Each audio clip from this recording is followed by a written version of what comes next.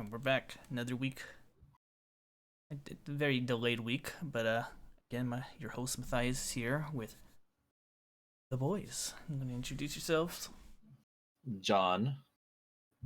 And I am Will. Yes, well, happy New Year's, guys. We've made it. It's true. And just like that, everything changed. Everything changed. Everything No, changed no for more the better. COVID. Back to RTTs, dude. I'm so excited. LVO is just around the corner. Oh yeah. Got my hotels booked. Rest in peace, LVO. Yeah, that is not happening. It's sad. It's gonna be the first LVO I miss in the 2 years that I've been doing it. You're not missing it if it doesn't exist. That is true. So But- your win streak is still there. Yeah, my win streak. Yeah, we'll call it that. Your KD ratio, your LVO to not LVO ratio is still intact. There we go. Just wanted to do my flex points, but not being able to do any tournaments doesn't help me prove my skills. You could always just fabricate a tournament that only you attended and tell everybody how you went 5-0. Could invent some opponents and improvise some battle reports that were fictionalized. Yeah, let me just go get my family's phones and sign them up on the Best Coast pairing app, and then just make a tournament that way. I'll just up my score, be up there at the very top. I'll just wonder how did he get so good and not make it into the top 10? It's like cheating in Scrabble by giving yourself a higher score than you actually got to win in Scrabble by yourself. Hey, at least Anyway. you learn some new words. You definitely do. Xylem is a great word for Scrabble. I don't even know what It's that like means. 28,000 points. I think it's some part of a plant that causes the plant to, I don't know, become self-aware or repopulate, make other plants. Sylvaneth. Yes, Sylvaneth. Zylem. That is, it's like one of the best opening plays of Scrabble. You know how there's different openings in chess, like you get the Sicilian defense and then whatever else was on Queen's Gambit. It's kind of funny because when I asked Will to come today, he was like, I don't really have any input on competitive 40k lists, yet here he is with the Scrabble. Yeah, Scrabble meta. definitely I'm of the people on the podcast at the moment, I'm the third most qualified to talk about competitive 40k, so that'll be interesting. But competitive Scrabble though, we'll definitely also probably not as qualified as the rest of you. But anyway, okay, you want to jump right in? let's do it. All right. Well, first story. Broke back a couple weeks, but since we missed it, we got the old world coming back. First look at the map of Bretonia, and I find this hilarious because Bretonia never got a book update since Their first book. forever, which is why I'm surprised that they're starting with Bretonia. I think it makes sense because despite the fact that the old world is mostly vaporware at this point, Bretonia is one of those things that, when fantasy players say hey, my game doesn't exist anymore, those two factions, there's not even a shadow of them that's available in Age of Sigmar, right? You can't purchase anything from Bretonia or Tomb Kings. So this is one of the big selling points of hey, that's an army, that's a faction that's not around anymore. That's what makes this product exciting in theory. Why you gotta slay me like that, Will? You know I play Tomb Kings. I know you do. I know you're sitting over there with your skeletons. I hold them tight every night, and one day, old world will come back.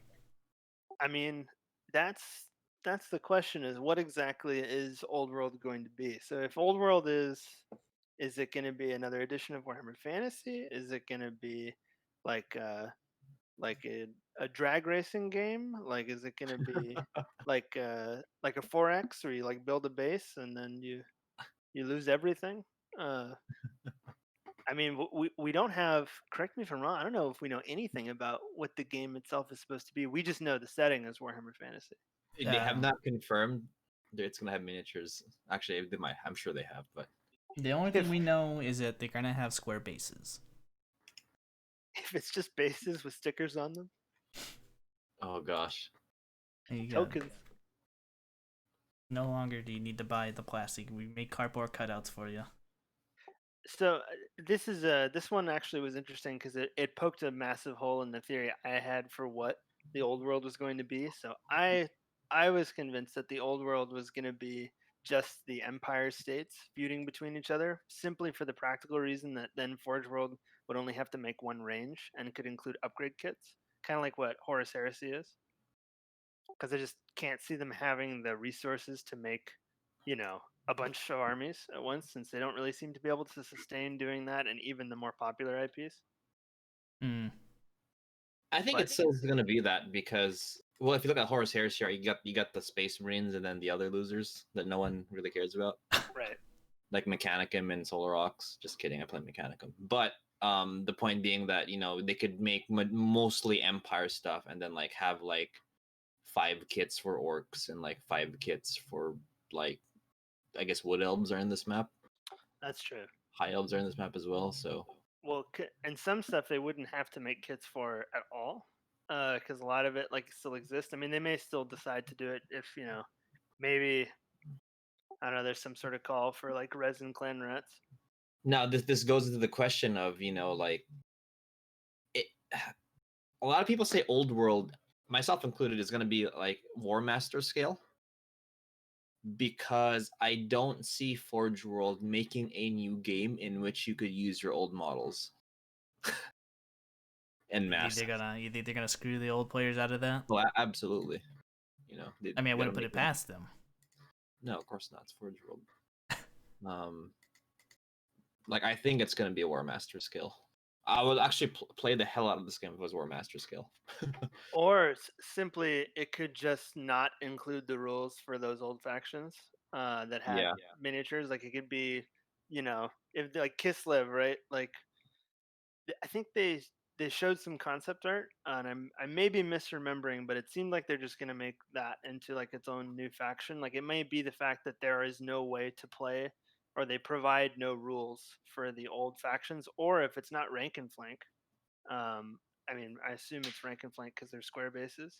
But even Mhm. that, I mean, this thing is so early in production, like pre-production even. We still got what, another year for this thing to come out. I think it might be longer than that because well, not only with the delays from issues in real life that affected Games Workshop last year, but I mean, we have less than smoke and mirrors. Like we've got only concept art for a map. We have concept art for one unit that's like a brand new unit that didn't exist before with the Kislevite like sorcerer ladies, Mm-hmm. but we haven't seen a mini. I mean, I have faith in Forge World's capacity to overcome coronavirus. I think it's only going to delay the game by like a year, so we're going to look at a 6-year release instead of 5. So, um, but no, Will's right. Like, there's no minis. Like, it's just art. It's like it's kind of like reminding people, like, hey guys, we exist. You know? Remember Bretonia? Yeah, Remember remember the book that Bretonia? never got an update past 4th edition? Yeah. Mm-hmm. It is Great. a question to be asked though of like who this would be ideally targeted for, because it's probably for people who are in, I would say, 30s age bracket who have nostalgia for a game but also miss the opportunity to be buying it and playing into it at the massive scale. Because like, I mean, the old dudes, the elderly who are like 78 and like have their 12 million points of you know orcs and goblins, like they're not going to buy any new models kind of no matter what comes out. Like, so I'm not sure. I'll probably be wrong. I'll probably be proven wrong on this, like in 3 years' time, if this turns out to be like a big success. But it just seems like this may be too late to capitalize on whatever market they're going for. Why don't they just make an AOS uh, apocalypse scale kind of game, you know? Why don't they just do that? Oh, like a Storm of Magic rank and flank kind of thing with AOS models on like square frames. Or they could do what they did with the Lord of the Rings when it became War of the War of Rings. the Ring, Oh, War of the Ring. Yeah, you could just do something like that. That's a very cost-effective way to solve that problem. which means it's That's not going to be done. That's paper and plastic frames. Paper and sprue. It's just an idea, but I just don't know how effective the old world. I mean, if it's just like what did Fantasy end on 8th edition? Yeah, 8th edition. I just don't know how effective it'll be. I mean, it'll be effective where all the older gamers, but that's about it. Yeah. And is that enough to sustain making new ranges of miniatures? Like even I mean the two. Correct me if I'm wrong on this, because you guys definitely know more about fantasy than I do as a game. But so Forge World, when Fantasy ended, had two exclusive Forge World armies. There was the Chaos Dwarves, Legion of Asgore, Mm-hmm. and then there was Tamarkan's Horde. And both of those ranges weren't all that huge. Maybe Chaos Dwarfs was like a little bit more, but like those are also mostly gone now.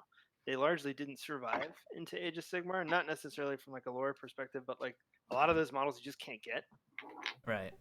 Like Tamarkan's is basically gone, aside from a couple of the models, and Chaos Dwarfs have just sort of been losing kits. It kind of seems like Forge World is not doing anything with Age of Sigmar, which is maybe why they could be reconsolidating resources to the old world. But even so, they weren't really making much for fantasy anyway. And now we're talking about making multiple armies from whole cloth, right? Yep. It just doesn't seem feasible.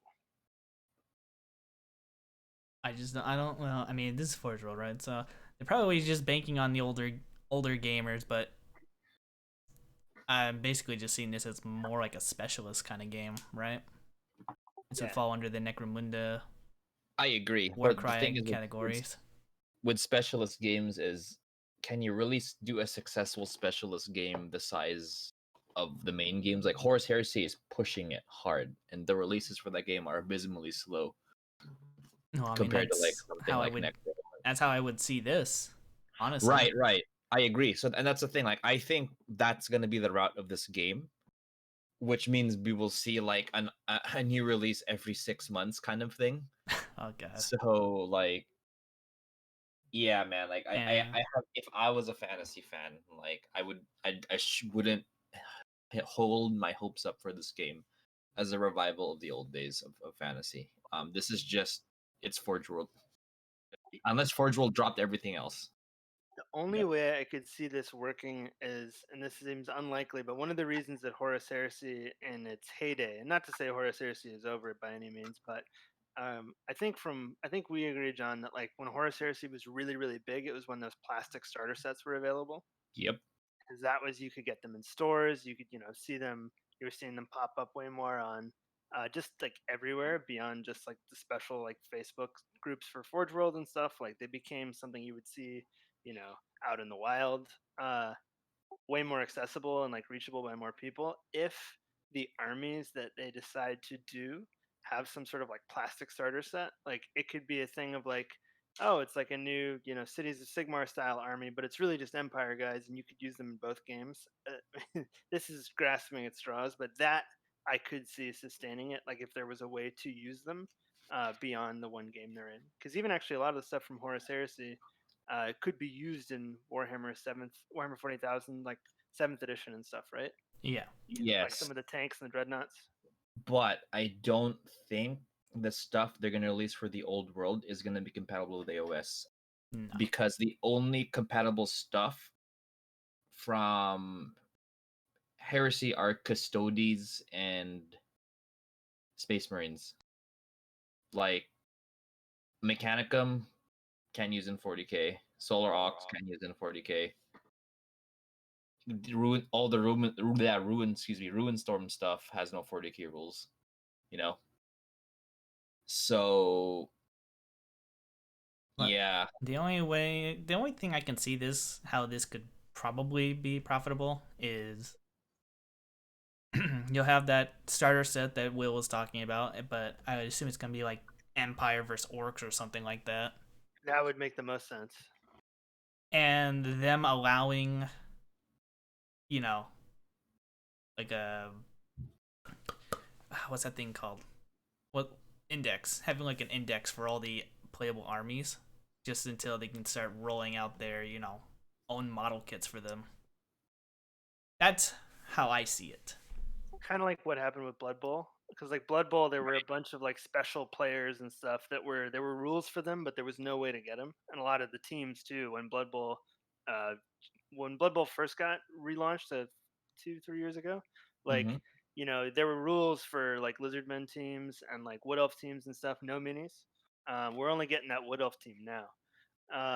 So it could be that people could, I guess, make their own stuff until they wait for Forge World to like release the rest of it, and then old gamers could use their minis. But I mean, ultimately, as a business, Forge World probably doesn't want people using their old minis much. That's what I'm thinking. Well, Hence then why they I have think a it should better be a War Master skill. they better have a huge stock and a variety of armies ready to go for wave one. Huh. Yeah, I know. I mean, that's Forge World. Their Forge prices World. are gonna be the ones that kill people the most. Yeah, like again, like I think this is cool. Like Old World has cool stuff. I love Total War Warhammer, but I have no faith in Forge World pulling something amazing because they've never done that on a game this size. No And faith. as listeners know, my main game is Horus Heresy, and I don't think they could pull something like that off with the Old World. I, for one, am very excited to finally get a model of Archeon on foot for $97. And 110. You forgot the special character text. Oh, he has a special base as well. Oh, and it's a character series, of course. Yes. And he's also not going to have his helmet. There won't be an option for that. Oh my god. And he'll be screaming, presumably. Very, very appropriate for the character. And then they know how to do their models right Yeah. by Yeah, the I think complete it'll be opposite good. of what you want. Yeah. Exactly. There you go, dude. All right. Well, that was very cheerful. Please release more details so we can have something to talk about Forge World. Thanks very much. Maybe another line of text. That'll be very helpful. Oh, it's gonna be thrilling. A new logo, dude. All right then. Let's stop clowning on the old world for now and let's move on to the Christmas preview that happened. Which is not too shocking of what I thought was gonna happen. But I am surprised that the armies that are going against each other because we got a new starter set. Well, kind of. We got the Piety and Pain, Dark Eldar versus Sisters of Battle, featuring 2 new models. So I just assume this is gonna be the thing now, where we get like 2 character models and then GW's just gonna throw them in a big battle box that you have to buy to get the models. Yep. It's proven an effective strategy in the past, and it's an efficient way to just have like more character releases attached to other things and move models that maybe are not otherwise all that exciting. But considering that it continues to work and people keep buying them, I think we can settle in for the long haul in this this 2-player box concept. Like the box game, I don't think is going anywhere. Agreed. Well, I guess it makes sense on what armies are coming out next. I mean, we already knew Drukhari was coming out this month, maybe. It all depends on that Death Guard pushback. Yep. But I think Sisters will be coming out soon. That probably going to be the next codex after Dark Eldar because they're getting new models. That's my prediction. Well, I mean, the Sisters of Battles book was pretty much made for 8th edition. I mean 9th edition, sorry. Because it came just before it. Yeah. That's true. So it was definitely made with that in mind. Yeah, which is why I'm a little surprised that they haven't just gotten their book right off the bat. But I guess you guys started off with your Golden Boy Space Marines. Oh, absolutely. They also usually want to leave at least a year before putting out another book. One of the shortest turnarounds I can recall was the Gene Stealer Cult Codex for 7th edition. I think is something like 7 months on the shelf. It was pretty brief, and most people who got it like kind of knew, even from like the rumors and scuttlebutt back then, that it wasn't going to be a very long codex. Mm-hmm. But like typically, I would imagine they would want to wait like at least a year. Well, I'm looking at this box. I'm not very interested in it, though. We'll have to see the witches get any, buffs in the new codex because they're not widely taken, and they got a little bit of a point hit with this index, so just not a good enough choice to go for right now. But It would be sensible if they did something with him. I must ask, since you are the resident Drukari Archon here with your giant spiked helmet that can't be seen through the audio, but how do you feel about this new Lilith model? I never used Lilith because I don't use witches usually. But you know, she doesn't have the thong, so I'm a little disappointed. I mean, they totally dressed her up. She's not nowhere near the sex appeal that she was. Well, she's getting on in years. She's. I mean, when you get to 5 millennia or however old she is, sometimes you want just the nights get colder and you want to wear more stuff. Will. Waifu elves never age. Come on now. Says you, Says me. the expert. To be fair, like literally the expert. Like that's. I think you have played all of the Eldari armies, right? I have them all, yes. I think you have them all. I'd say my least play would be Harlequins and Yunari, I guess. I don't really count Yunari as a separate faction, but Not quite its own thing yet. since it's only like 3 models.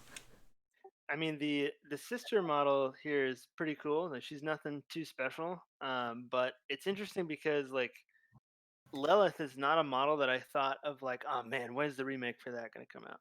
Like her, I didn't even realize her old model was resin. Like it looks pretty okay. The one that is like currently for sale. But it's funny because aside from Gene Stealer cults, I think the Dark Eldar might be like the closest thing I'd call like a fully modern miniature line in Warhammer 40,000. Yeah, They basically have nothing ancient and crusty anymore. I would agree with you on that. Scouts, which are ancient and crusty. The only thing, like the big issue that, and having not played Drukari, maybe you can probably elaborate on this more, Matt. But I think the big issue is there's like things that are good sculpts that don't have enough variance. Like the grotesque comes to mind. Like the grotesque is a great sculpt, I think, but there's one of it, and it's a unit. Yes. So I mean, uh, if the Drukari need anything, they just need more plastics. Uh, Currently that I can recall, I think a lot of the character models, uh, mainly in the Archon's Covenant Cabal, so the Snake Guy, the Medusa, so on. Grotesque is only one model, and it really needs a variant, or like just a plastic set of It 3. needs like a set of 3, right? Yeah, I think that's what is needed the most. yeah, but they're Because you had to expensive. convert yours, right? I got 6 of the resin ones, and then I got 6 converted ones that I made, just to be able to tell the 2 squads apart. Being forced to convert a unit, I think, is sort of like pushing the limit of like this thing needs to be addressed. Yeah, and then I think the mandrakes are also resin. Well, Yeah, so but thankfully, I think at least for me, even some of these resin sculpts, like the Claude Fiend and the Chimera and like Urian Rakarth and stuff, like they're not bad because they weren't made in like the early 1970s. Like they look more or less like proper proportion with the other stuff in the range. But I mean, more plastics, and of course, a couple of their missing characters because Vex is the big one, right? Vect is the big one, and we'll probably never see him again until until GW needs to pull out all the stops to save the series. To save the series. It's like the ending of an anime. Like they're Gilliman is getting beat up by Mortarion and Magnus, and then suddenly Vect Sama shows up. Vect shows up on his pimp ship with all the slaves and just starts dark lancing the Primarchs. Yeah, that's what's gonna happen. how could you guys start the party without me? That's the Warhammer community video that'll come out in 3 weeks that we're waiting for. Oh yeah. I can only hope. It would be great to run Vect. But How do you feel about the state of the Drukhari, John? I agree with you. Like it's all modern. Like Cabalites are an awesome sculpt. Witches are an awesome sculpt. I mean, the Incubi that just came out are amazing. Too bad I would play this army if I didn't hate the Raider. Yeah, I mean, people like the Raider. That's cool, just not for me. Like it's not a design I personally like. You don't like the boats? You don't like sailing across space? Absolutely not. I mean, I could get away with Venoms, but Ravagers are too good. I mean, if there was like a Venom with Dark Lances, I would probably consider playing this army more. But yeah, and I wish it was not Lilith and it was another Archon. Actually, that's how we already have a plastic Archon. We don't need one. But hey, more plastic characters, So I want to point out the Craft World's confirmed. We have a new Craft World model on. Yes, I did see that. New Guardian sculpt. Right there. You can't see my mouse on screen, but it's right there at the base of Lilith's base. I did not notice that. Yeah, New Guardians. New Guardians coming. Craft World's confirmed. It's only been a long time. There's an army that needs new sculpts. I mean, I think that's the one that needs new sculpts. Orktober may not have given orcs as many plastic models as they may have wanted, but like considering now, I think Craft Worlds has got to have the most decrepit sculpts left. Yeah, it's bad. Like for sure, and on units, which is doubly worse. Yeah, well, you're talking to a guy who's played Craft World for like 10 years. It was bad. Someday Christmas will come for you too. Yeah, maybe we'll get a month dedicated to Eldar, and then none of the models will come out till the month after, just like in October. Perfect. It'll be Falcon resculpts. That's it. No Aspect Warriors. That'd be hilarious. Actually, I have a question for you, Matt, on the topic of Drukhari things. Okay. As the expert, how do you pronounce the name of the city that the Drukhari live in? Name of the city. Starts with a C. Starts with a C. I'm blanking on the name. So is it Komorag or Komora or like Komorach? Kamara. Kamara? Komora? Kamara? Kamara. Yeah. That's how they said it in Soulstorm, so that's what I'm just going with. If we have a pronunciation anywhere like that, that's helpful. Cool. And Soulstorm, that's where they were. That's like whether the character's name is Abaddon the Despoiler or Abaddon the Despoiler. Abaddon. I've heard it says Abaddon. Oh, you say what? He said it's Abaddon in most of like the secondary media of like the audiobooks and stuff for the Horus Heresy novels, but it's Abaddon Black very consistently, and the painting videos is Abaddon Black. So that's the paint though. Probably has a new character. He's got to be named after the guy, right? It's a new Age of Sigmar character, Abaddon. Maybe they have to pay royalties to the War Master like every time they do that, and they just don't want to be charged. Yeah. It's like, my lord, they used your name in the painting video. Like, tax them. Down with the Imperium. We don't have the thrones to spend on Abaddon. We got to call it Abaddon. There we go. Abaddon, dude. Copyright. I know it's technically not even technically. This is not part of the Warhammer 40,000 release, but what did you guys think of the Hedonites stuff? Oh, they're in the Christmas preview, right? Yeah. Meet the Hedonites. This is a question. This Hedonites book. This is gonna have the demons, right? I believe it's everybody. Oh, okay. It's such a cool cover. I think it's the same name as the last book. I think yeah.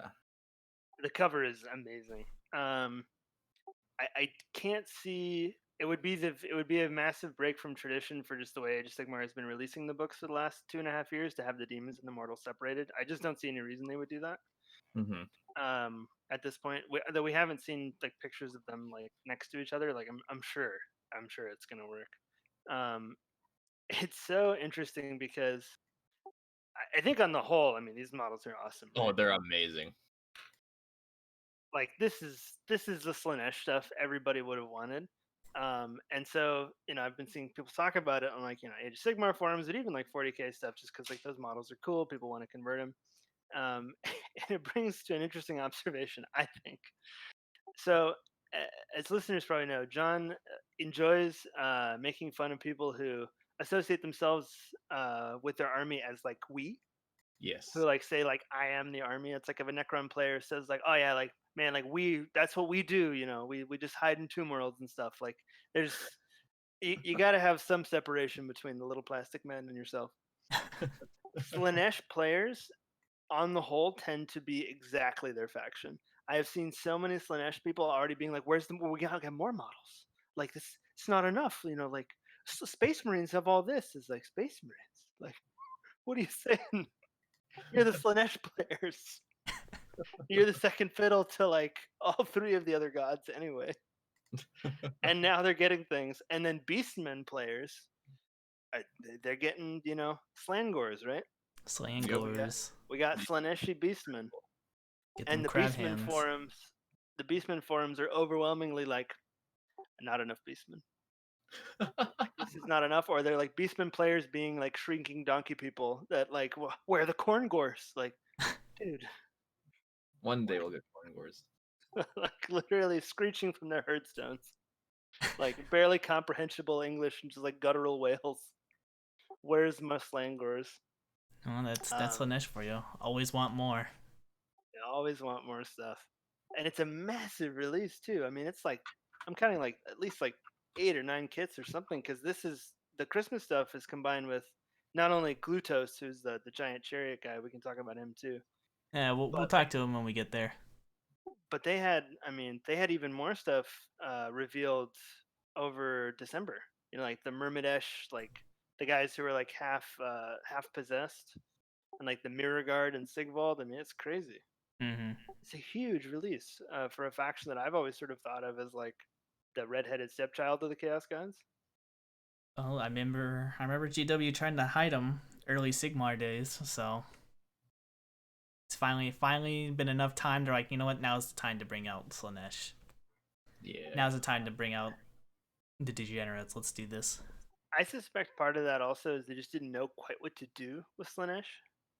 Like this paint scheme alone, I think is sort of a newer thing for the faction. Like it's not the Emperor's Children like pink and black, like the silver, gold, and like incorporating like blues and stuff in there. It seems like they needed more time, in the incubator to like figure out what they were going to do with this faction.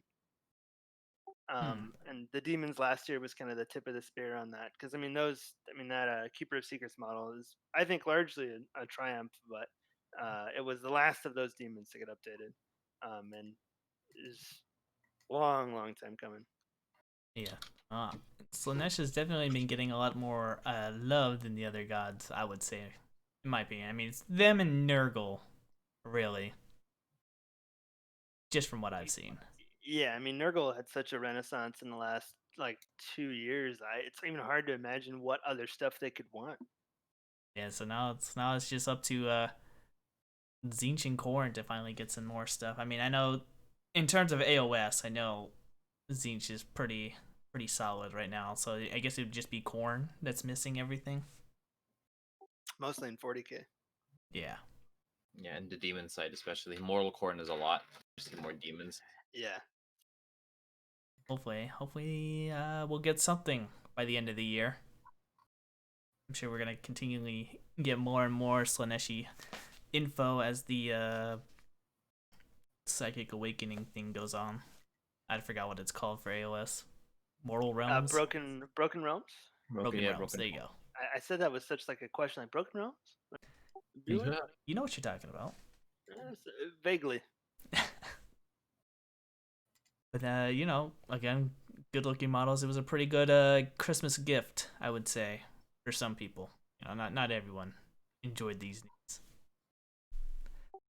I don't know if you guys noticed, by the way, but in relation to like these Christmas reveals, the Games Workshop YouTube channel, I don't know if this is still true, but their newer videos have comments enabled. Oh, I did not know Oh, that. interesting. And it's it's gone about as you would expect. Like if you ever wanted a case for why comments would be deactivated on like a company YouTube channel, like that's it there. Like when they really, I think specifically for Glutos, the Chariot guy, for Slanesh, one of the top comments is like, "Where the Tyranid models at?" Like, is where I put my Tyranid models if I had any. And like the next comment is like, "This is not a Tyranid video." Like, what are you saying? And I mean, imagine most of like anything that's R-rated or not channel friendly, like was probably taken down, but it's just madness. Well, I would disagree. I don't think comments should ever be disabled. It's good I to think have they have. discussion. I mean, yeah, you're gonna have those weirdos that always post stuff or trolls that are gonna be like, "Where's the Tyranid? This ain't no Tyranid." But I mean, it's always good to have a discussion. I mean, that's what I wish. I mean, being on the site right now, the newsletter, I wish it had comments. It'd be nice to see what people say and think about stuff. I should clarify. I do think comments should exist. It's just interesting to me that like the most likely the reasons they would have taken comments away in the first place was to avoid just uh, It's the poops. stupidity. Yeah, the swirling madness of a comment section on a Warhammer channel. But I do hope they stick with it. Like it would be because I think one of the things that sort of defined like the new GW quote unquote is like their ability to interact with their customers on more than just a level of like here's the white dwarf that has the ads in it. Oh yeah, Mm-hmm. I agree. I, I mean, I've ever since the Warhammer community site, I don't know, 2 years ago, I think. Been doing these like daily updates all this time, giving us more stuff. I thought it's always been good, but they just lack a comment section for discussion or anything. Yeah, it's true. So now that they're finally enabled comments, I'm excited to read all the stupid stuff people post. Yeah, maybe it'll open up more of a dialogue because I mean the Facebook groups I guess are the place that you would be most likely to interact with somebody from GW in the comment section because I don't go on those that much. Do you, John? Which ones? The Facebook groups, like the official GW Facebooks. I Oh, it's don't. fun to read. It's just it's the same thing. It's just mostly it's funny. It's either some dumb comment or just like some like just generic praise of like, oh yeah, dude, yes, I love this from a like Space Marine thing comes out. Oh yeah, dude, I can't wait to get 6 of these Fire Strike Turbo turrets. With like a million likes or something. And then of course the Facebook page is like, yeah, man, make sure to post your finished Fire Strike servo turrets when you get them.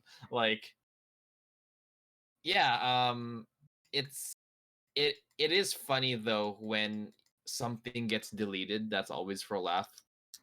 Because I check Facebook pretty frequently in the morning and seeing something get deleted is always hilarious. Like I think the last funny one was the the 8th edition rule book, the mini rule book that was the same price as like, oh no, it was $10 cheaper than the big rule book Yeah, and was just a tiny version of the rules. And then the Facebook comments were so bad for that announcement that they just took the post down because they were just such a ridiculous product. to fact check myself here on the topic of the comments on the YouTube channel, currently the only video, and it's the third to most recent video they've uploaded, the only video that has it is the New Year, New Models video. Hmm. It doesn't look like they've taken anything down. There's like 800 comments or so.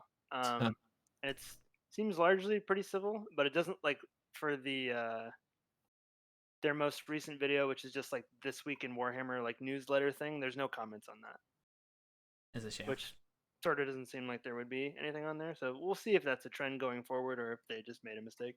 Maybe it'll only be on like new model reveals and all that. Maybe we'll Seems like see. it would be useful for no other reason than just to boost engagement, and like build their algorithm. But we'll see.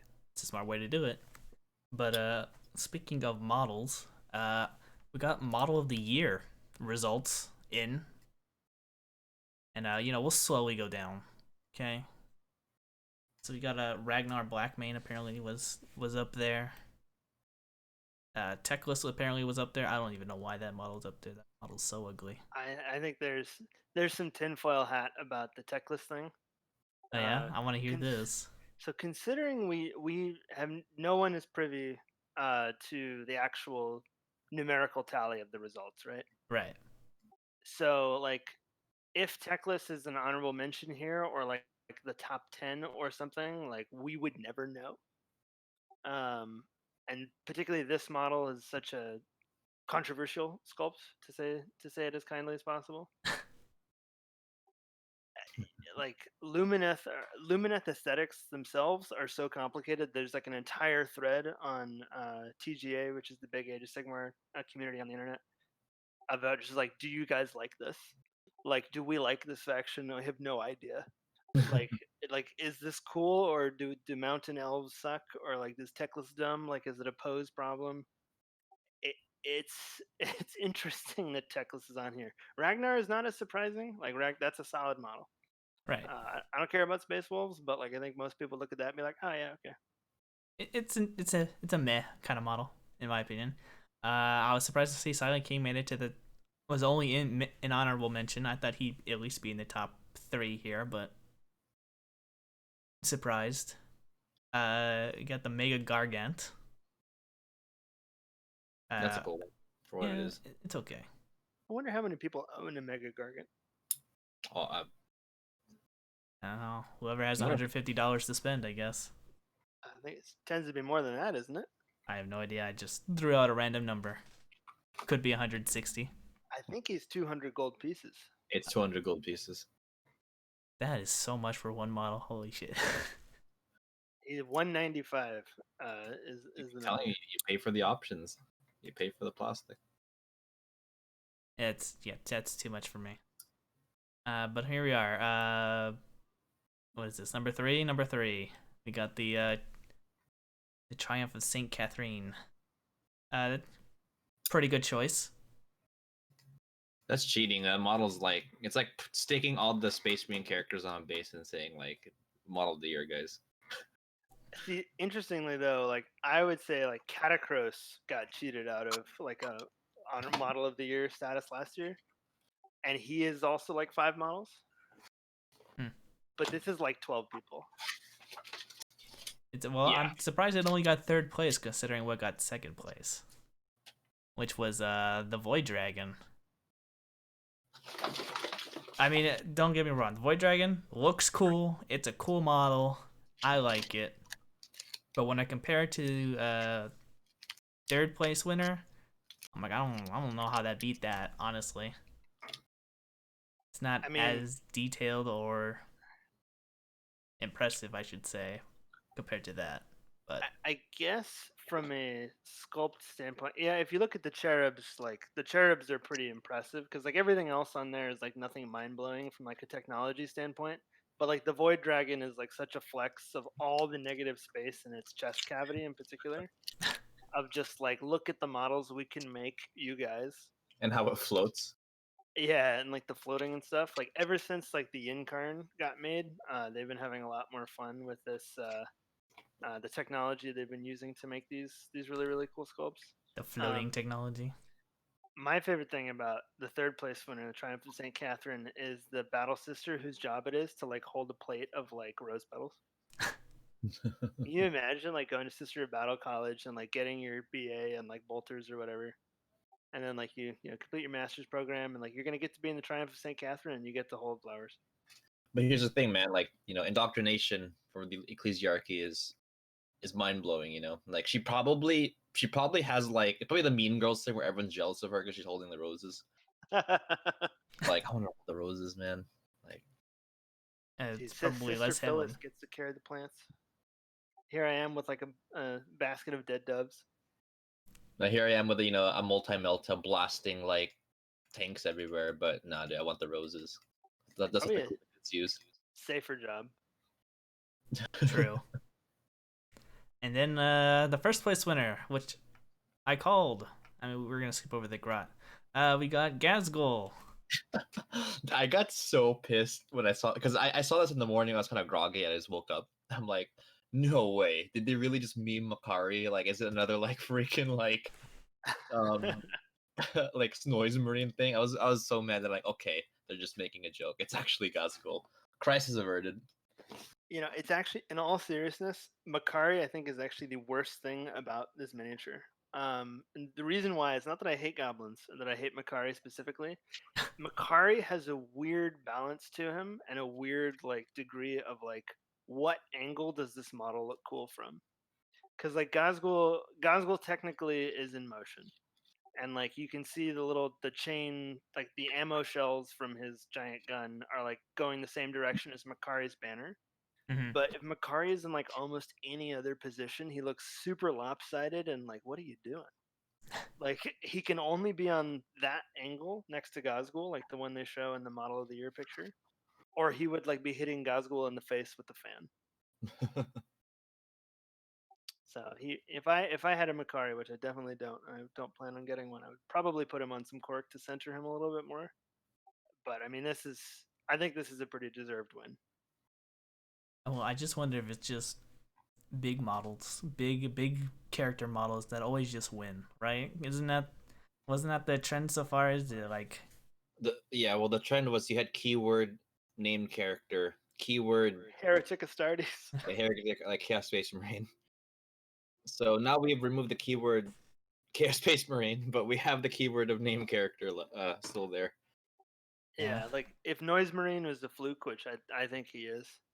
Yeah. Like that Noise Marine is just that's the price of having it be just an open vote. Mhm. Like it totally makes sense that Thraka would be the thing people would vote for. I think he deserved it. Again, I thought Silent King and Void Dragon were pretty good models. I kind of forgot about Saint Catherine, but if Gazgul wasn't on the list, it would definitely go to Silent King, probably. At least for my I think vote. it deserves it. I'm surprised Ragnar got there and not some other AOS model. But I mean, I can't really like. I'm surprised he got there and not Eltharion. Like Eltharion is a Yeah, crazy model. that's true. And the Yeah. Altharian model is unlike Techless. Most people seem to like that. Oh yeah, because he's just a suit of armor. It's great, and he doesn't have the stupid horns. It's not overly complicated, and it's a cool concept, and it's also just even in the midst of Warhammer and miniatures in general, it just doesn't really exist. Like a Right. hollow suit of armor is just not something you see.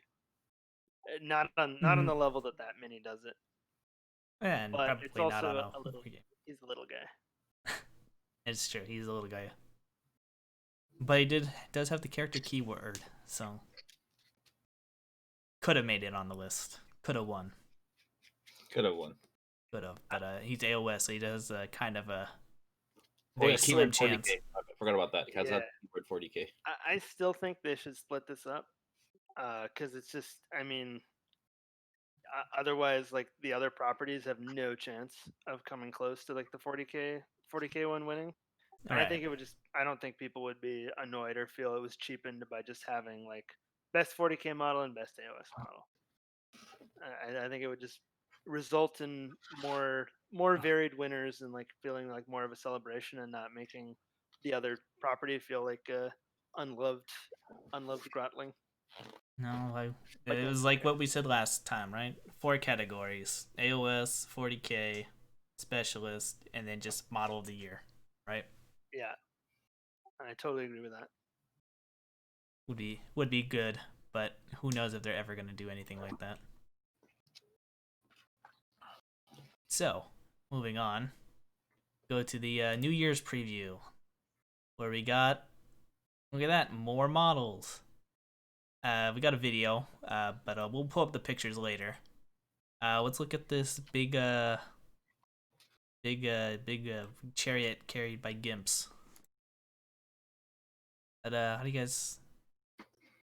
This is it's a pretty impressive model, in my opinion. This is the epitome of like. Well, there's a lot of just there's a lot of these, but like of this is an amazing model that I hate because I would never want to own this model ever. But people who love this, good for you guys. But I will. This is the like This model has a lot of things I hate about Slanesh, which is like the whole like relaxing, like like I hate that umbrella. I mean, I think it's cool that Snake's holding it, but I didn't like even this notice it was so, Snake like Hosley. it's a snake. The That's pretty snake, awesome. the snake from the preview. Yeah, I just kind of just hate this model for me. And this I'm not model a had fan a of lot of stuff in the advent calendar.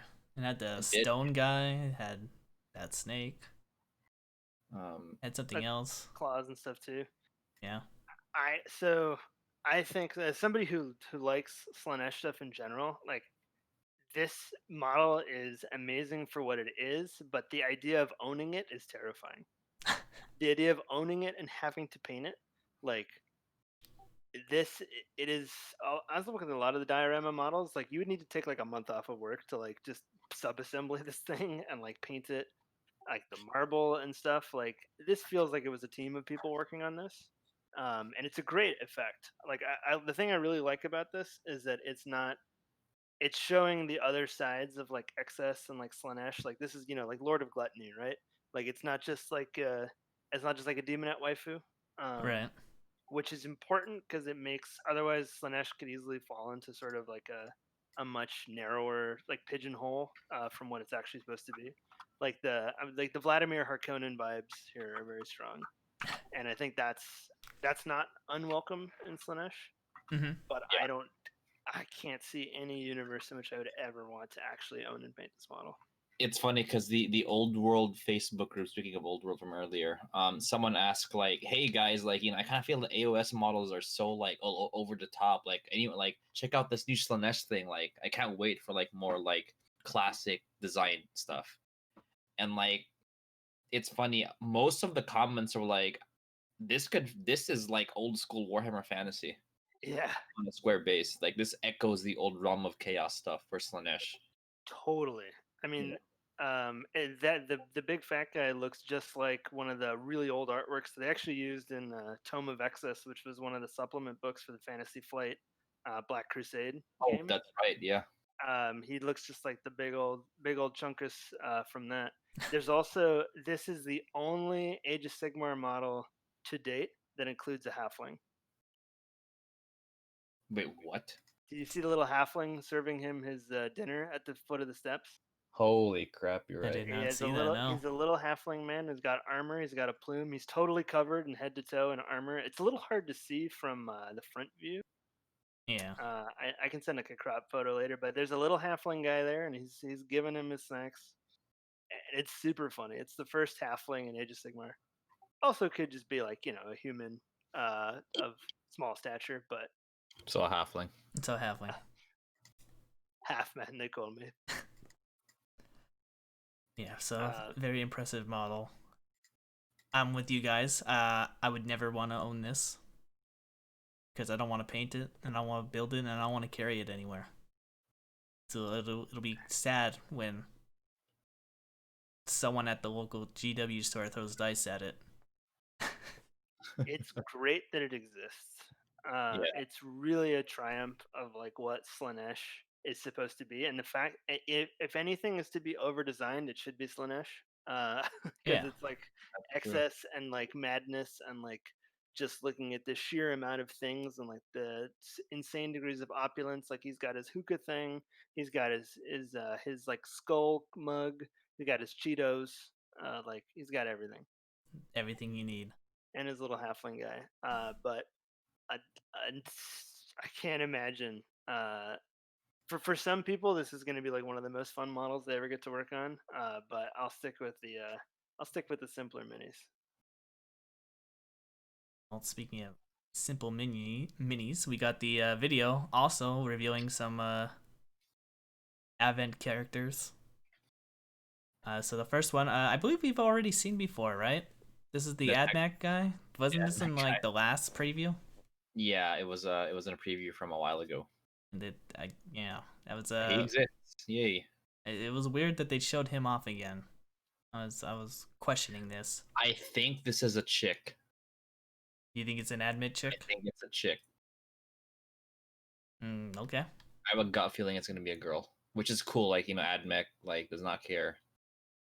They are gender neutral if you wanna replace your body parts with robot parts. They're definitely an equal opportunity employer. If you can count and you do the math good, you too can have a servo in your brain. Yes. All right then. We got some cloud elf. I'm just gonna assume it's an elf. It's riding- probably more Lumineth. Yeah, it's not really shown in the original Lumineth release, but like the Lumineth have like different temples for like the different elements. So they have like air temples and water temples and stuff. So a lot of people are speculating that this and the other Lumineth thing they've shown are like from the different casts of Lumineth. Because right now we've mostly seen they're like Earth cast. So we got the Avatar Avatar group here. Only they can unite to defeat. I don't even know. I don't The even know who the Slaanesh Fire Nation would be. I Nation. mean, Archeon is the Fire Nation, right? I don't. In this context. Yeah, and then we got the hammer guy, which we speculated last time was going to be the Witch Hunter. yeah, this some kind of like vampire hunter, Van That would be Helsing. cool. That would be cool. I would assume Van Helsing. Because why not? Why not have some kind of specialized character? Yeah, I think that would be cool having like a human Age of Sigmar model. Because those are stakes in that one picture right there. So it's gotta be some kind of like vampire beast hunter with a hammer for some reason. I don't know. It's their lore. And then we got some kind of shield, which is gonna be going on with this red cape tattered, along with an axe. So we assuming this is an orc, or are we assuming this is a undead man? I think this is all gonna be undead people, and well, not all of them, but I have a feeling that this could be a Warhammer Quest thing. Warhammer Quest, huh? Oh, very If popular. this is just the fact that the Witch Hunter is there, like if this is just a remake of like Terror of the Lich Master, which was like one of the really really old like Warhammer fantasy roleplay things. That's like where like Kemmler was introduced. I could see them going in that angle. There hasn't been a Warhammer Quest in a while, not for any particular reason. And it's sort of the kind of thing like because they have a Lumineth hero in here, like they could have like a mortal like Witch Hunter hero in here. Like it wouldn't be unthinkable that they could do a sort of low scale release for like a Legions of Nagash thing by like releasing a box that has them as the bad guys and then having an army release for them later down the year when there's more stuff. It's a left field prediction, but I think that's what I'm going to go with. Interesting theory. Yeah, I would just assume it's gonna be just an undead character, but or like the ghouls or something like that. Really not sure. The fact that the Witch Hunter guy is there, that or this very simply could just be like a box of flagellants and a Witch Hunter versus a bunch of skeletons and then like a zombie general guy. That's probably also very likely. Mm-hmm. It could all be Middle Earth, That is true. I did see some thoughts that this last picture here is probably Middle Earth. The King of the Dead just got a new miniature though. I think the proportions are not quite right for Middle Earth though. I don't think so either. The hand is really big. Yeah, that's true. It's more heroic skill. Whatever it is, it's cool. Like unless that's like Mike Wazowski's head on just cut out of frame. Like I'm excited about this thing. I don't think it's an orc though. Yeah. I would assume it's undead. It's just you can see sort of like the rib cage thing going there, and like the beard is also. I think Warhammer orcs can't grow facial hair or hair of any kind, right? They just wear little squigs on their hats. Correct. But if this is like a zombie general, that's super cool. Well, I guess we're just gonna have to find out in a couple weeks. I think you skipped from the video, Matt, the elf on horse? Or... Yeah, I did. I didn't download it on music here. Yeah, I didn't download it. And I didn't put in the what is this? Imperial Knights. The Titan one we could talk about. I posted a picture on the thing of someone arranging the Titan. But yeah, what do you think about the elf on the horse? I think it's I think it's Tyrion. You think it's Tyrion? I think it's Tyrion. What do you think, Will? That would be great timing if it was. Lumineth, I think, needs a little more injection of something in the arm to kind of make them take off. The range feels a little incomplete as it is now, and having another like character that people have heard of, particularly if it's like Tyrion riding like a magic goat, like that's cool. If it's just if it's like a Sylvaneth hero, like an unnamed hero riding like a super camel, that's cool. You probably But be closer to the camel because this thing's got a long neck. So, like just looking at what I can at 20 seconds in. if it's Tyrion, I would almost expect Tyrion to have like a more ostentatious kind of godlike model. That's not always the case. Like Draika's model, I mean, she's not a god in the context of the lore, but like Draika's model is dreadnought sized miniature. But like, because Tyrion and Teclis are said to be like equal in power, like in the storyline, like I would imagine that they would both get pretty big, kind of like centerpiece miniatures. Some It could be a giant camel. could be a happy camel. It could be a camel. And don't smoke, kids. Whatever it is, it's clearly Lumineth, I would say. If it's not Lumineth, I guess I need to have my brain rearranged. Let me open up your constructed photo here. Okay. There's the Titan, brought to you by John. So I think this is So here's the thing: if this is the model, if this is one model, right? This is one model. Mm-hmm. It's probably a Warbringer variant for Titanicus. Well, yeah, Now, I figured it's gonna be Titanicus. Yeah. Now the Warbringer does not have the leg plates and stuff. So the dream, the hyper dream, is that the top part is a Warbringer, but the bottom part is an Imperator Titan for Titanicus. That is the dream. Now, There's not many things it could be, right? Like we already have the Warlord Sinister Side Titan, right? Yeah. Now they could just make new Titans, which is the which would be the right place to do so on Titanicus, But I really hope the bottom part is an Imperator. That would be super cool. Yeah. That would really like be the feather in Titanicus's big fancy Empire hat. Like Titanicus has some excellent miniatures. Like literally everything in Titanicus, like the models are done well. But then this would be the first time Titanicus would have made a new design, right? Yep. Because the Imperator and the scale that the Warlord Titan is, I just don't think the Imperator Titan is ever going to be possible. Oh, for 40K, you mean? Yeah. Yeah, no I agree. Way. I mean, do you guys recall like the battle bunker? Back in the day, like people like making their own Imperator Titans and stuff. Those were all hollow and like made of like thin plastic and stuff. Yep. Just for the scale, like I don't think maybe unless technology massively changes in our lifetime and we're gonna have like playing with like HoloLight displays, I don't see an Imperator Titan happening in Warhammer 40,000 ever. So if this is an Imperator and Adeptus Titanicus, that would be amazing. Yeah, absolutely. It would be amazing. It'll be fun to have new stuff for those kind of players. The good thing about Titanicus though is like whatever it is, this will be a welcome addition to the game. Yeah. Like Titanicus just doesn't have dead releases. Like it's just the game is so focused that there's just everything that comes out just like makes all playable sides in the game more fun. Yep. Interesting. Good to know.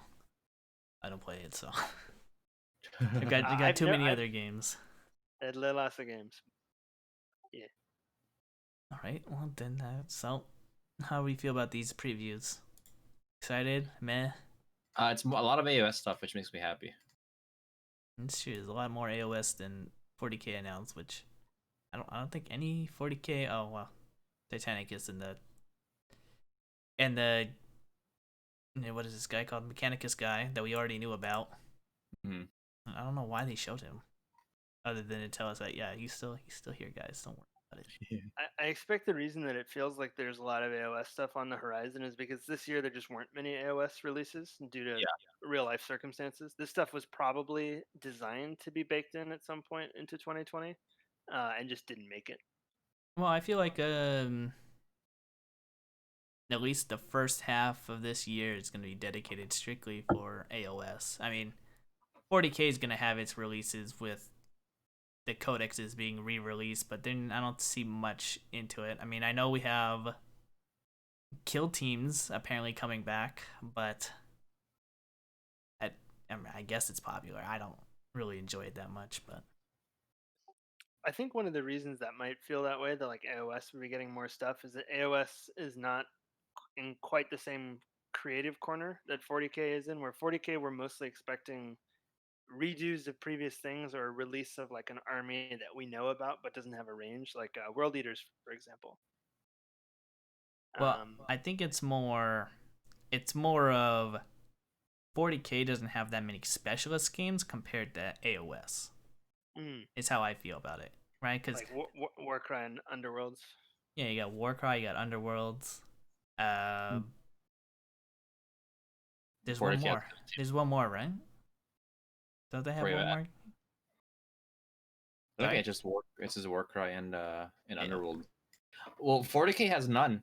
And the way I say that is like you don't like nothing is designed specifically just for kill team, and that happens to have 40K rules. You know what I'm saying? Like Warcry, right? Like Signs of the Flame, the K9 Shadow Stalkers. Like yes, they have AOS rules, but they're not really made for AOS.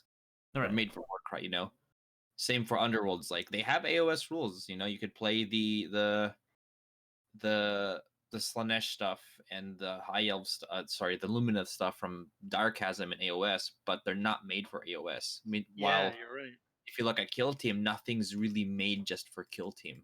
They're all just for like even the unique releases for Kill Team were just excuses to release a 40K character and pack some stuff into it. There was only one that I can think of, which was Rogue Trader, and you can't even get that anymore. That's right, yeah. And that wasn't even compared to like the amount of minis in that to something like, I think to your point, Matt, you're quite right. Like Warcry and Underworlds both have quite a lot of models behind them. And while a lot of those models do technically have like use in AOS, like I mean, in terms of number of kits, I mean, how many Underworlds warbands have there been? Like at least 30, right? There's 4 seasons with 8. Well, no, probably so far it's only been like 24. But I mean, they've had 3 seasons with 8 warbands each. Yeah. We're gonna a lot have of kits. Yeah. Well, I mean, because you also, I mean, you weren't on this podcast when we discussed this, but when we looked at this, but we got the roadmap for Underworlds, which I believe every month, the first 6 months of this year, is just gonna have a Underworlds army showcased at least. I don't know if they're gonna be released, but they got a roadmap for that. So I think initially they were going to plan to release them, but with real life circumstances with the pandemic, who knows if that's going to happen? But they have planned, a lot of that to be out this year. So it'll be interesting to see. Yeah, it's quite possible, very possible. I would just imagine we would see more retouches and re-releases, or like revampings for existing 40K armies before seeing brand new ones. Whereas Age of Sigmar is more likely to do that, of just like have a new army out of nowhere. Oh well, I mean, for 40K, I don't want a new army. Like I know people are clamoring for a new army. I don't want a new army. I want them to just focus on what they have right now. That's what I want. That's an interesting perspective, and I think one that's actually not that common, and like the greater hobby. Like, go into that a little bit. Like, what makes you say that? Well, for one, I'll bring up the meme as an Eldar player. I mean, my army hasn't been touched at all in terms of new model wise. They could be used a little bit more updates. And whenever a new army ever gets introduced, just like in AOS, the balance gets thrown out of whack. So the army is either really good or it's really bad because they didn't get enough core units that they needed, or they got too much, and they just steamroll through everything, and then you get that whole FAQ in like the first 2 weeks, and then they're like back down to trash. So I think they just need to. I mean, I know 40k AOS will never be a perfect gaming, right, in terms of tournament wise, but I think they just need to hone in a little bit more on this and build it up more, right? Because I mean, look at Gene Stealer Cult. As soon as those what were the big guys called? Abominants. As soon as they took a point increased hit, I mean, a lot of their stuff took a point increase hit. That army became almost unplayable. Like no one would ever play that army except for fluff reasons, or because they don't want to spend more money on another army to play. It's the only reason why you would never see that army ever again. That's a difficult army to paint and build up and stuff too. Yeah. And is an army that it definitely favors, at least from what I've seen, favors a play style that is not particularly straightforward and not necessarily OP either. Like it's not the kind of thing like if you know how to play them really well, like you'll just win every single game. Right. But like they play very, for better or worse, they have a very unique play style, and I think that limits the number of people who like are playing them at big 2K things. Right, and then I mean, just my personal opinion on like AOS when they release a new army, it just feels a little unfinished. I feel like the army should have had more, or could have had more. I mean, look at the High Elves right here, right? Lumina, yeah. It's a great example. We're looking at this preview, and they're about to probably get more stuff that wasn't part of their initial release. Just like probably need it. Yeah. So it just feels a little unfinished, and that's I could say that how I felt about the Custodians and the Gene Stealer cults. I mean, Custodians get lucky because they have the Forge World backup as well, or Gene Stealer cults didn't.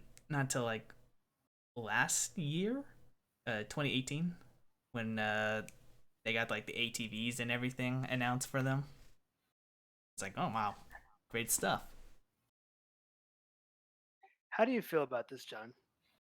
I agree with Matt, but for a different reason. I think 40k does not need new armies, like completely new armies, because like you touched earlier, there's so much stuff they could that's already part of the lore that you could bring out, like World Eaters, Emperor's Children, Steel Legion. If we ever get, when we get there, right, when we have like Primaris Cadians, like not Primaris, but like like modern sculpt Cadians, right? You could do Legion, you could do Kroot, you could do like specific more Space Marines, like we meme that, but like you could do that, and I'd rather honestly, I would rather them do a Salamander's release on the scale of Death Guard than a new alien faction. Because that alien faction is, like Matt said, it's going to be like just like 10 kits, and we'll never see anything new for decades. Because you could do a lot, and a lot of armies could do a lot. Like Eldar, need modern, like we said earlier in the podcast, could use modern sculpts. So Tyranids, could get stuff probably more deserving than a new faction. So I do think that 40k because 40k is it's the game has existed for so long that you could with the technology that we have now and the gaming design space we have now, it's probably just better to modernize everything and kind of go with what you have, or build us, or better word is build on what you have, rather than just completely release something new like Malal or like Enslavers or something. Yeah. It's actually interesting. I was just looking at the Games Workshop website as we were talking about this. This is the only time I'm aware of Age of Sigmar and Warhammer 40,000 have the exact same number of battle tomes and codexes. That's crazy. There's 24 factions with battle tomes in Age of Sigmar, and there's 24 factions with codexes in Warhammer 40,000 right now. And is that including supplements or? Not including supplements for Space Marines. So that would make it more like 30 or so. Yeah. But It is funny because those numbers are not what I would have pulled out of a hat. I always think of Ages of like 440,000 as having like a handful, like 13 factions with like big ranges that like have a very large supply of models and like lots of stuff behind them. But there's actually more of them than I thought. Because yeah, there is a little bit of a lot of sub factions in there that sneak in that a lot of people don't really remember. But that was a good rant and tangent to go on. I like that. That was fun. Yeah. So I think we're gonna end off the story with the store anniversary model for this year. You guys want to get some Necrons? I'm surprised. I'm surprised it wasn't a lieutenant. Right. However, it does continue the theme of this is a starter set army. Because AOS, I believe, had some limited release that was the Night Haunt model, and that's the start. That's part of Soul Wars. So I think it makes sense having a Necron limited edition guy. Smart choice. Smart. Now, I'm gonna have Will, because Will loves talking about this, about how Will feels about limited plastic releases. I loathe limited plastic releases. I think it is a huge waste of resources. And I think it also, the most cynical way, like there's something kind of predatory about it. Because the thing about this Necron character, right? So I think this Necron guy is pretty cool. Like he's a little dumpy, old Necron wizard guy who looks like he's gonna tell Simba that he's got to go and murder his father and take the Timon and Pumbaa destroyers and raise the kingdom, right? Right. But because this is a cool model and I know won't be available at other times, there's like a twinge in the back of my head. It's like, what if I ever want to play Necrons? I should get this guy. I have no intention of playing Necrons, and I definitely don't need more models at the moment. But because of stuff like this, because this is a great sculpt, I think. Like it's very characterful, as these releases usually are, and the fact that he's only being made this time, and that you won't be able to get him again, is just kind of a disappointment. It makes sense from a business perspective. It totally does. I mean, they've been doing all the way back in Games Day. They did stuff like this, where they just like made cool models you could only get then. Like I kind of get it, but for plastic sculpts that have nothing wrong with them, like the new orc and goblin guy, right? Like Gorzag and like Nicket. Right. I think those guys are staying around because they're on made to order now. They may disappear, but like they're at least widely available, and they don't do anything. Like they're not character models. It's just like a knob you could throw in. This guy is an alternate Cryptek on foot.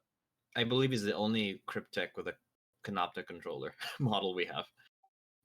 Then it's like the Primaris Well, Captain with think fist and Gravis armor, right? That model, you can't get that, and I think that's still a legal option.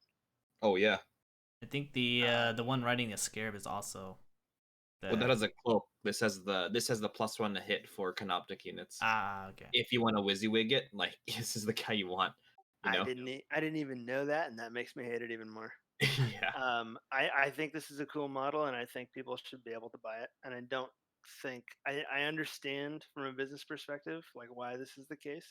And like when I was working for Games Workshop, we sold plenty of stuff like this, and I was always kind of sad to be like, it's a shame this model's not sticking around, because this is a great sculpt, and it's a bummer. It's a bummer that he will not be like a part of people's armies in like 10 years if they want to get him, because he's going to be like $200 on eBay. And that's unfortunately the case with a lot of stuff. Like you don't often get to see painted versions like in stores of these store anniversary models, at least not in my experience, because people are sometimes also afraid to paint them.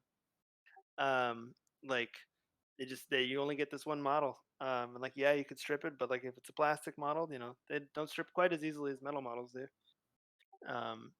Yeah, like if this was the kind of thing where it would be really cool if store anniversaries had like a library of all like the store anniversary exclusive models, because that would be just even more reason to come back, right? Like you'd be like, oh man, I can pick from this Necron or like this Primaris captain or like this This other this Primaris Nighthawk guy. captain. Like yeah, this or this I think it was a lieutenant or it's just a shame. So that's the rant. Was that the rant you were expecting, John? Oh, absolutely. Yeah, it's not my favorite. Cool Yeah. model though. Well, comment on that orc you were talking about. I think he is limited. They just did the smart thing and made it that you could order him online, but I think he is still going to be limited. Yeah, that might be the case. I think you're right because it does say like he's like a commemorative thing. Yeah. So he's not going to be here long. So if you want to get him, you better get your made to order or pick him up in the store.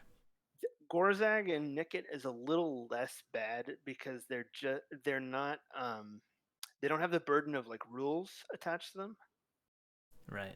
In the way that as John pointed out, I didn't even know that this new Necron character had exclusive war gear. Because this is like if you miss out on them, like it's not limiting your ability to play the game, even if like the war gear option wasn't good. It's just you can't get it. You just have to make your own. You got to make your own. Which hey, that's a thing too. Which, if you're like me and not very good at making your own stuff, it's a nightmare. Yeah, I'm usually happy to buy the sculpt if I can avoid doing a conversion because I'm not a sculptor and I want them to do it for me. And these are store anniversaries, right? So this is only when the store has its birthday. Yeah. How do you guys feel about this this character? The Stormcast guy, or Oh, the Necron. Before we move on. Yeah. same reason. It's kind. He's cool. It sucks that he's limited. It I just sucks that agree. he's limited. He's Yeah. it's a shame. I don't know if I'd pick him up, to be honest, but it would be nice to have the option because as much as I like the Cryptek on the Scarab flying around, I'd like a model that's easier to hide than that one. There you Yeah. go. And I won't be able to get that unless I spend like what $50 to get this thing. Yeah, kind of the same thing with like the Primaris. I don't think he's Primaris. The Terminator Chaplain that came out late last year. Yeah. Not crazy, right? That did happen, right? That did That did happen, happen. yes. That's another cool model that like unfortunately, because I mean this Cryptek, the only other Cryptek on foot is the Resin Cryptek, and he's gonna be the one we're gonna have for years.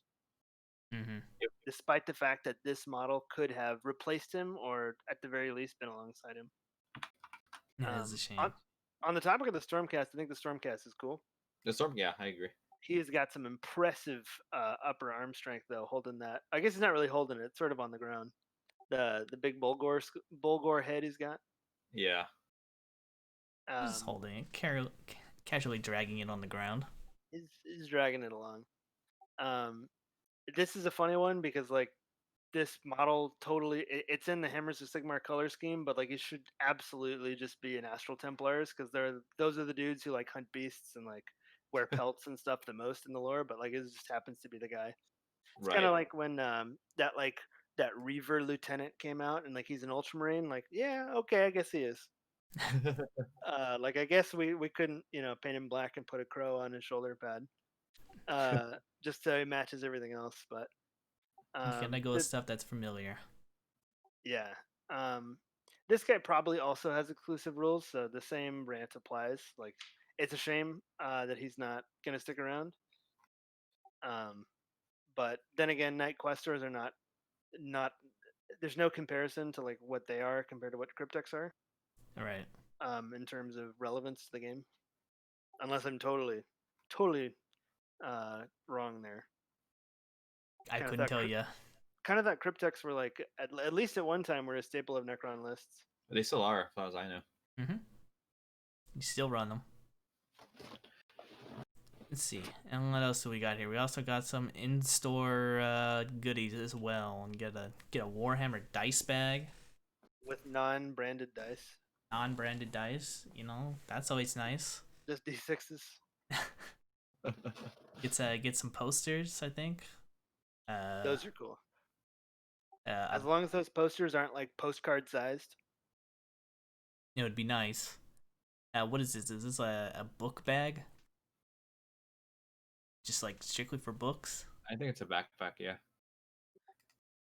it's all this stuff. Like they've gotten a lot better with the anniversary swag. Like I remember one of the first anniversaries I worked. They don't make this anymore, so it's fine to make fun of it. But there was like a Cadian like Munitorum backpack thing. Was literally like a grocery store plastic bag with a drawstring through it. It was a bad joke, man. And I think most people at the time, Wait, I most think people I that I was have that. talking to anyway, yeah, that's like a for free kind of thing. Um, It's a but I, brown bag with it's Velcro on like a it. black bag that has a skull on it that says like property of the Inquisition Oh, or okay, then thing. never mind. It's I don't think it'd be very memorable, and I think most people who got it accidentally probably recycled it. I Um, think you know what I did get it. It ripped. That's what happened to it. yeah, well, I'm sorry for that, but hopefully you were purchasing other things anyway. Oh yeah. That was never for sale, thank God. Let's see. We got a book apparently, and we got a dice uh, box thing. I like those. Those are cool things. I wouldn't mind picking up one of those. They're kind of everywhere, like those little like fold up magnetic, or not magnetic, but like the dice tray things that clip together and unclip. It's a good idea, and I'm glad that they have one. It's a shame that it's only for the anniversary and not just like a standard thing. They could also just sell one. Yeah. I think they could. Games Workshop stores don't sell dice bags. They got dice cases. Cases that I don't even know if they sell dice. There's no dice like you can buy dice, and sometimes they come with things that hold your dice for them. But like there's Yeah, no that's dice basically all bag. I'm talking about is just this stuff that holds the dice. Yeah, like I mean, if you just sold like a little cloth dice bag that's got an orc face on it for $15, would totally sell. Oh, this GW would be like $20. Come on now. Usually dice bags are like $3 or something, but maybe dice bags are less than less or more than I think they are. But yeah, good stuff. Be cool if they sold it, but definitely not crap. Yeah, and that was fun. Uh, it's okay looking stuff. I would say it's I assume because you did this, you sold an anniversary. It's tiers, right? Usually, or at least the last Yeah. time you did it. So you got to spend like X amount of money in order to get the stuff. Far as I know, from a recent store anniversary I happened to be near at the end of last year, like that still works that way. Of like you spend a certain amount of gold doubloons, and then you get the stuff for free on top of it. That's nice. And then for store anniversary or for exclusive models, you spend a certain amount of money and you can get that for free, or you can buy it on your own. And that method keeps working for them, so I don't see any reason they would change that. Hmm. Well then, I think we'll call it there for the news. It's a fun discussion, a lot of rants. I like. So a lot of soapboxes got stood on today. Hell yeah. But yeah, it's good. It's good to throw out the opinions of what we don't like, as most gamers do. Well, some of it was complaining, and some of it was more like speculating. True. And like talking about like that's why it was interesting to listen to your guys' perspective on should there be more armies or should they just tighten up old ones? Because that's not necessarily like a bad or a good thing. That's just like the nature of like what the hobby is, and the fact that also just because things take forever to come out. I mean, Forge World aside, like even Games Workshop just takes a while. Models just don't come out quick. Like I heard this rather ridiculous theory by a YouTuber that shall not be named that was basically saying like, you know, oh well, GW, caved because like they just saw there was a global pandemic going on, so they got rid of the Death Guard and made a Necron starter set. There's no way that happened. Like everything else aside, like you can't make minis that fast.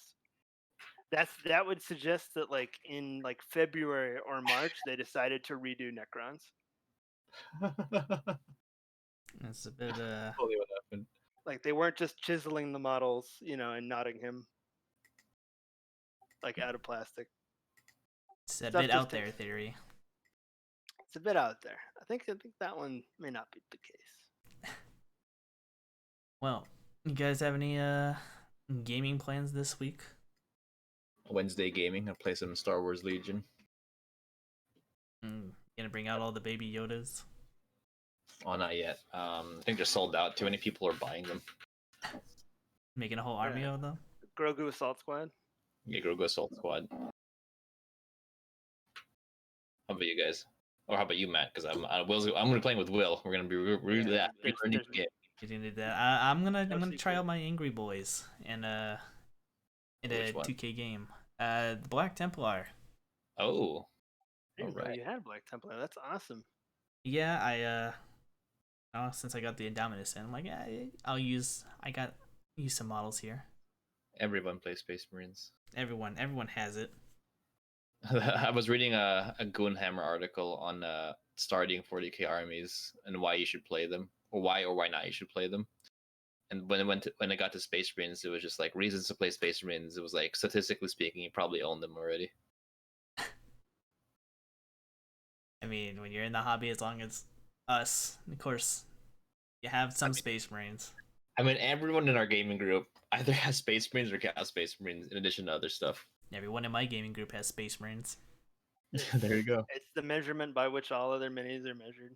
Like it makes sense that they're everywhere, and it makes sense that they're popular, and it makes sense that they make more of them.